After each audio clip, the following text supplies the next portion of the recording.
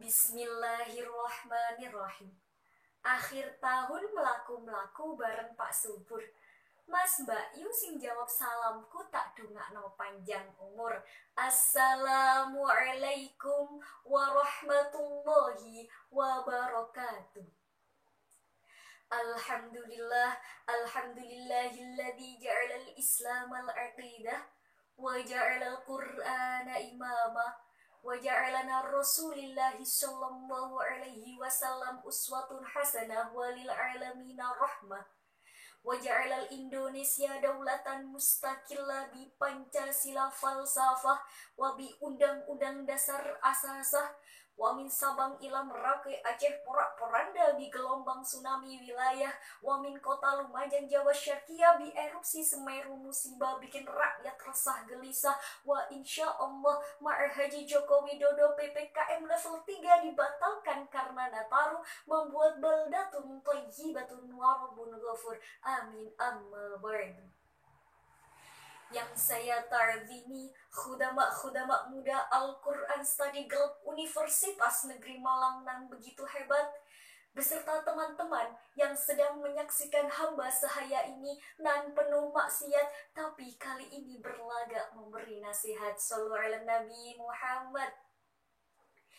Salatullah salamullah ala Toha Rasulillah.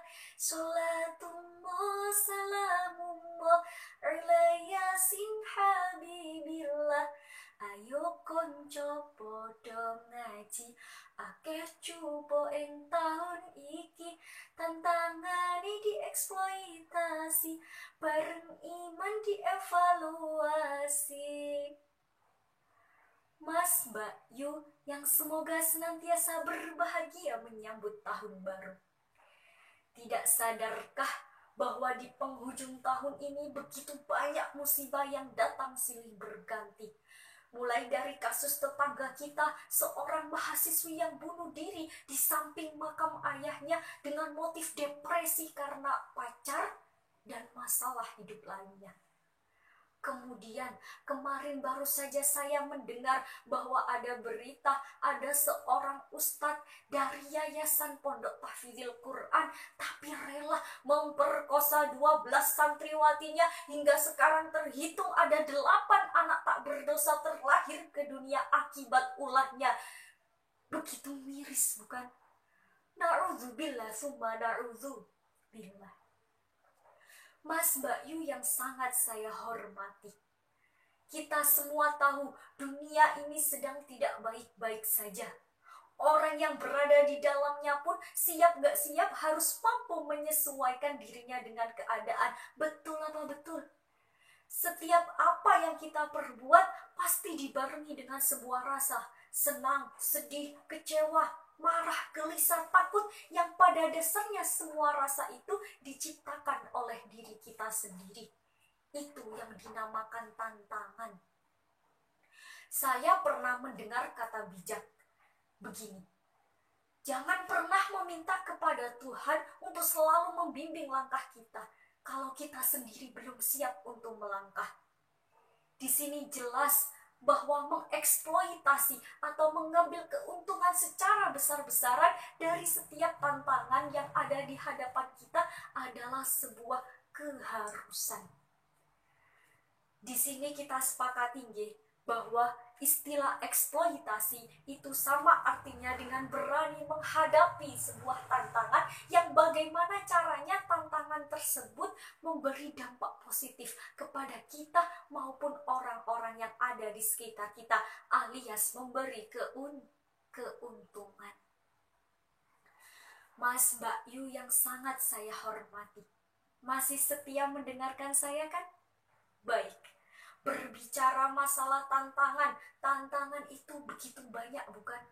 Mulai dari tantangan diri sendiri ketika berada di antara sekitar orang-orang yang dengan berbagai macam warna yang pada akhirnya menimbulkan rasa insecure. Betul apa betul?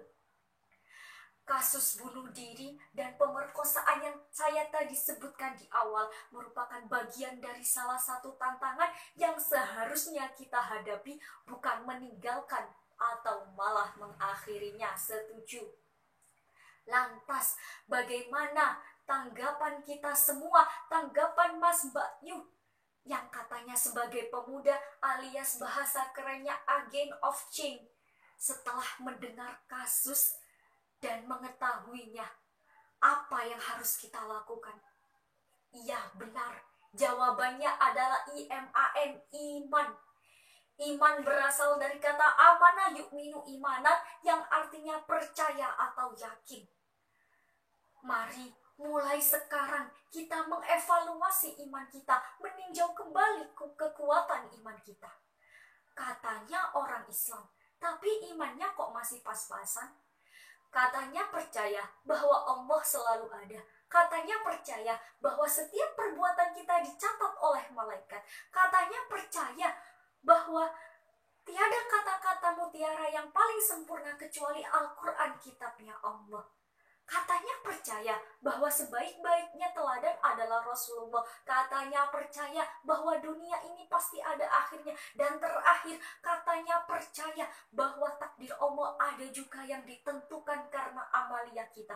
Tapi, kenapa semua kepercayaan kita tersebut, semua keimanan kita tersebut tidak kita terapkan ketika kita dihadapkan oleh suatu tantangan?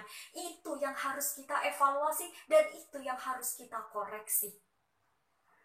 Mas Bayu yang dirahmati Allah Subhanahu wa Ta'ala, Allah pernah berfirman dalam Al-Quran surah Toha ayat 75, satu ayat sebelum ayat terakhir dalam Al-Quran pojok kiri bagian bawah juz 16 halaman 316.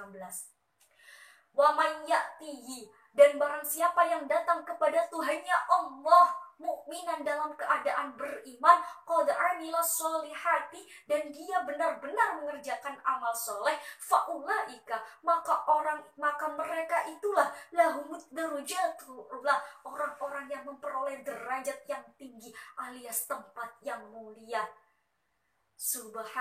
Subhanallah. Mas Bayu yang sangat saya hormati, jadi jangan pernah takut menghadapi tantangan, tetaplah berbuat amal soleh selagi diberi kesempatan. Jangan lupa setiap menghadapi tantangan harus kita iringi dengan evaluasi iman. Setuju nggih?